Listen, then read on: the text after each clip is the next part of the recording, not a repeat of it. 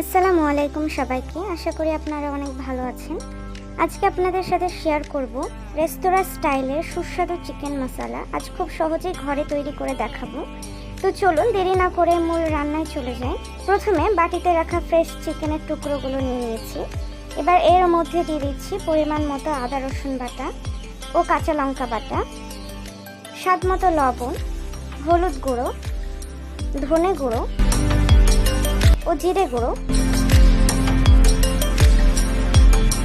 মশলাগুলো এবার হাত দিয়ে মেখে ম্যারিনেট করে নেব। মাংসের ভেতরে মশলা যত ভালোভাবে ঢুকবে রান্নার স্বাদ ততই দারুণ হবে। ম্যারিনেশন শেষ করে আমি মাংসটাকে কিছুক্ষণ রেস্টে রেখে দেব। কিছুক্ষণ পর চুলায় কড়াই বসিয়ে দিলাম। কড়াইতে পরিমাণ মতো সরিষার তেল দিয়ে তেলটা গরম হলে এর মধ্যে দিয়ে দিচ্ছি দারুচিনি, এলাচ, লবঙ্গ ও একটা শুকনো লঙ্কা ও রসুনের কিছু কোয়া, পেঁয়াজ কুচি। এবার এই সমস্ত উপকরণ একসাথে তেলের সাথে ভালোভাবে ভেজে নেব।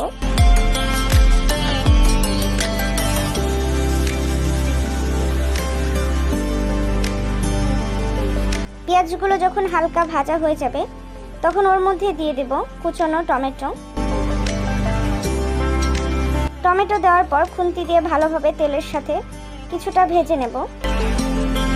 টমেটো একটু নরম হয়ে আসতেই কড়াইতে ঢেলে দিচ্ছি আমাদের সে আগে থেকে ম্যারিনেট করে রাখা চিকেনগুলো। এখন কড়াইতে চিকেনগুলো দিয়ে খুব ভালোভাবে কষাতে হবে।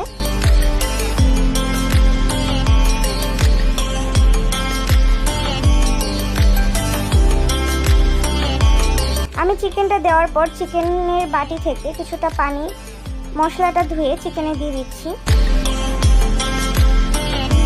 খুন্তি দিয়ে এবার ভালোভাবে অনবরত নেড়ে আমি ঢাকা দিয়ে দেব। ঢাকাটা তুলে আবার ভালো করে নেড়ে চেড়ে দিচ্ছি। এভাবে আমি ভালোভাবে কষিয়ে নেব।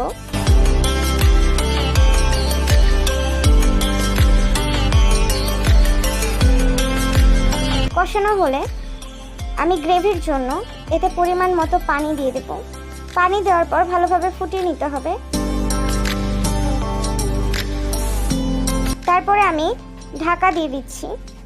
কিছুক্ষণ ঢাকা দেওয়ার পর ঢাকনাটা উঠিয়ে দেখুন ঝোলটা একদম পারফেক্ট চলে আসছে এবং তেলগুলো উপরে ভেসে উঠবে। তখন বুঝবেন আমাদের রান্না একদম শেষের পথে। ব্যাস চুলা বন্ধ করে নামিয়ে নেওয়ার পালা। দেখুন তৈরি হয়ে গেল আমাদের দারুণ সুস্বাদু মুখরোচক চিকেন মশলা।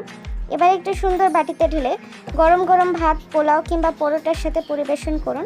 পরিবারের সবাই খেয়ে আপনার প্রশংসায় পঞ্চমুখ হতে বাধ্য। আজকের ভিডিওটি যদি আপনাদের ভালো লাগে তাহলে লাইক, কমেন্ট ও সাবস্ক্রাইব করবেন।